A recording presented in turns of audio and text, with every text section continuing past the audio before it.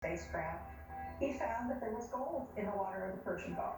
And that was important because they were using gold particles to repair their atmosphere. So he discovered that there was some here, and he started mining it, and he managed to communicate back to Nibiru. And so they sent a scouting party, basically, from Nibiru to come here. And this included Enki, who became Lord of Earth. And later on, his brother Enlil, who was Lord of the Command, and there was sibling rivalry between the two of them. Although they found a lot of gold, it was hard work, and the astronauts didn't like it. They said, "This is not what we signed up for. We're not miners."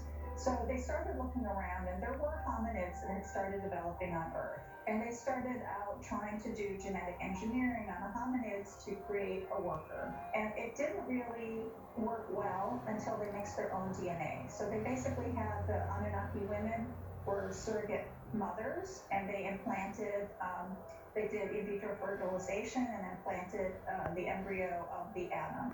They talk about the atom like humankind is, the first one was the atom.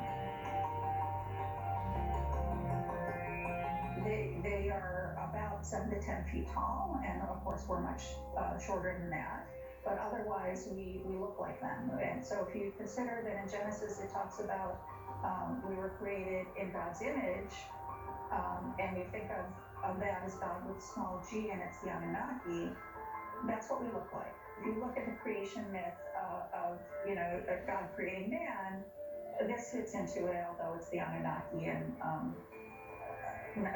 not the creator of all, which is something the Anunnaki believe in the creator of all, and they talked about that in some of their literature. Somewhere along the line, Enki gave man the ability to procreate. Or the other way was that Anunnaki men could impregnate human women. We didn't eat from the tree of life. We only ate from the tree of knowledge. And, we know knowledge has a sexual context. The sons of God saw the daughters of mankind, and they were fair, and they took as their wives any they chose. Who were the sons of God and the daughters of man as distinct groups? So you think about this as being the Anunnaki men and the human women. And the word fair in Hebrew also has a nuance of meaning compatible. And my uncle felt that meant genetically compatible. And so they were able to procreate. We have arrived at Haran, the city where Abraham dwelt with his father and brother and nephew. The Lord said to Abraham, "Go from your country, your people, and your father's household to the land I will show you." The one thing that I know that he mentioned in his writing was talking about Abraham's role. He feels that he was on a mission that the Anunnaki sent him on. The book, The Wars of Gods and Men, talks about kind of the infighting of the Anunnaki. So I mentioned that Enlil and Enki were rivals. They were brothers. Enlil was the official son. Enki was the firstborn son, but not by the official wife. And there were some fighting and God, between them, and they enlisted help from man.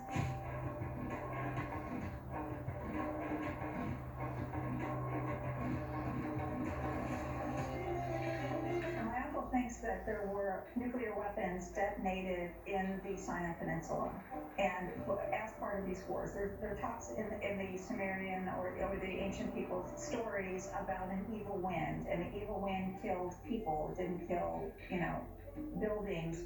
So the evil wind was basically the nuclear fallout.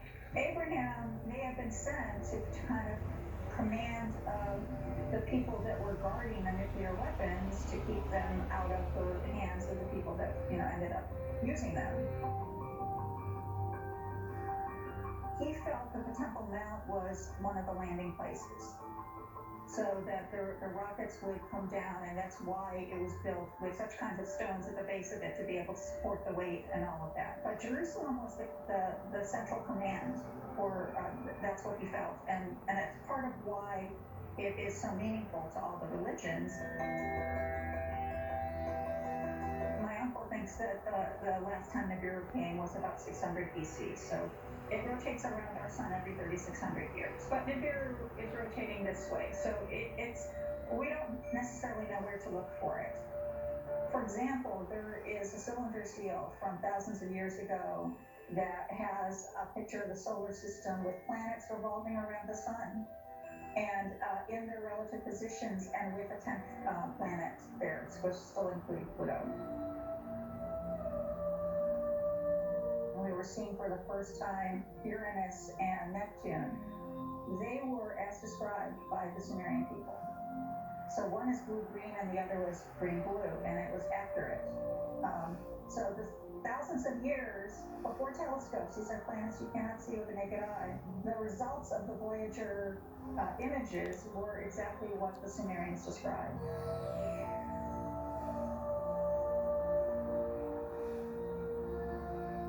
Meanwhile, a special